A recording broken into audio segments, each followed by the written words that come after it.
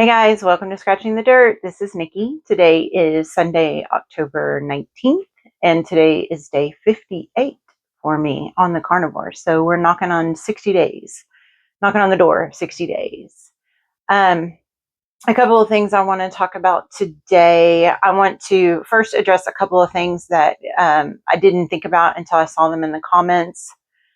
The first one is blood work, which I know is very, very, very interesting. And I'm going to tell you guys that it's something that I'm not going to be doing right now. I'm not going to be able to share like blood work and results of blood work. I would love to, but I had blood work done at my last physical, which was at the end of July. And the first week of September, I left my full-time job. So since then, I don't have health insurance at the moment. So blood work is not something that's really in the budget at the moment. So I can't just go get blood work and give you guys results and changes, which is unfortunate because that would be really, really awesome.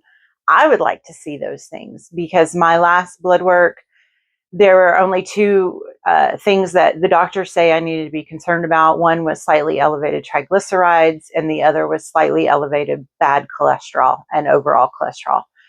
So those two things, it would be very interesting to know if 60 days into this, if anything has changed there, but it's just not something that I'm capable of doing right now. I just don't have it in the budget to go out and pay full cash price for blood work. So that's going to have to hold off as I adjust my work and what I'm doing and all of that. So the other thing that I wanted to hit on today was something that I've been noticing. I talked before when I talked about the bacon, like eating the bacon and then going off the bacon and all of that. And the reason why I'm not eating bacon at all right now is because of that function in the body where when you eat a lot of that unrendered fat, the colon likes to bring in water and then it leads to like immediate, urgent, loose stool. So that is still occasionally happening, even though I thought bacon was the answer. So I was thinking about it today because it happened this morning after I ate burger patties and eggs, but I scrambled butter into like my eggs.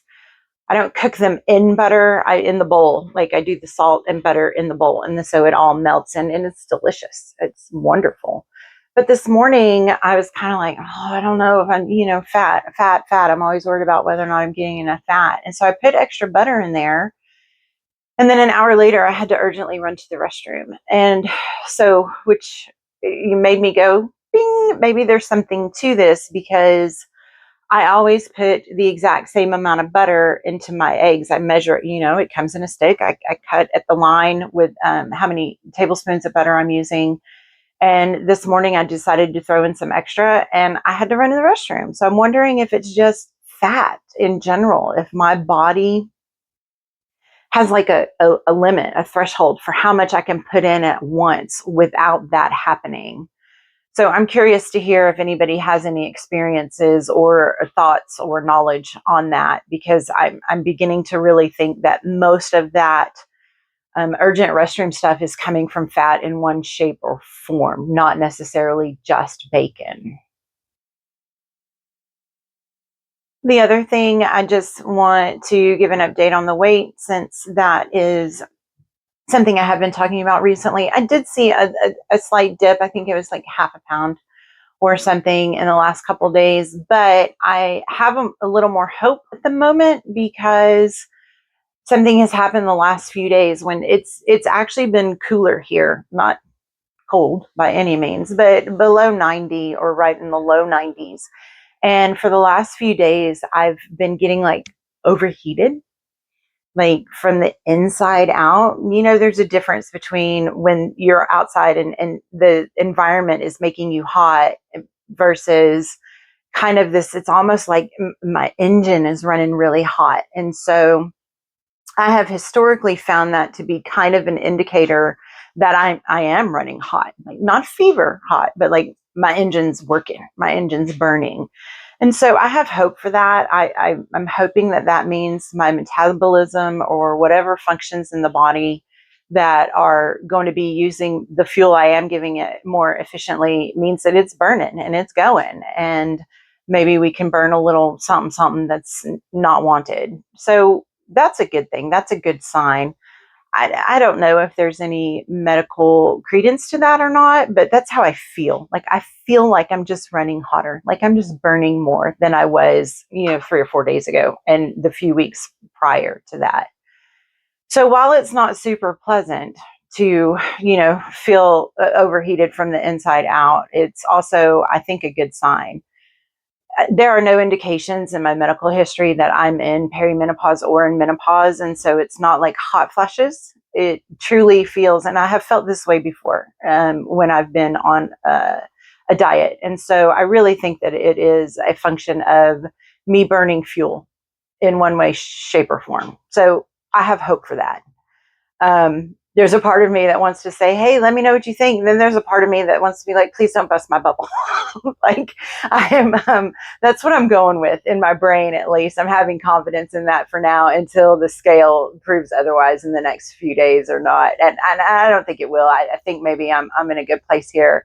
I am still just eating beef, butter, eggs, and salt. I am eating jerky on occasion as kind of a snack. I haven't been able to add in an extra like meal, like an extra burger patty or extra eggs or anything, but I am okay with eating a little bit of jerky if I feel like I need to add some more food. But other than that, it's one meal a day still. And everything's good. Maybe there's going to be a little bit of movement on the weight.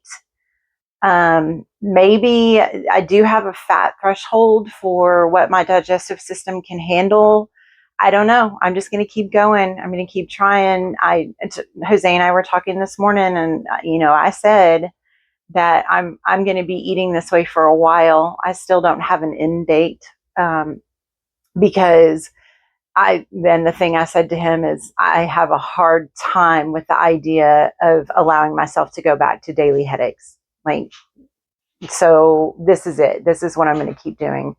I'm going to keep tweaking it, obviously, and I would like to see a little more weight come off. And I would love to see blood results. And maybe at the 6-month mark or a little bit further down, I can make a plan to try to figure out how to get some blood tests done, or maybe I'll have health insurance by then. Who knows? But for the moment, I'm just going to have to assume good things are happening based on how I'm feeling rather than actually having blood tests.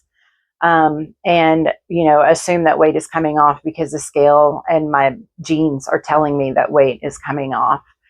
So that's going to be it for today. Thank you for being here. And I hope you guys have a great week.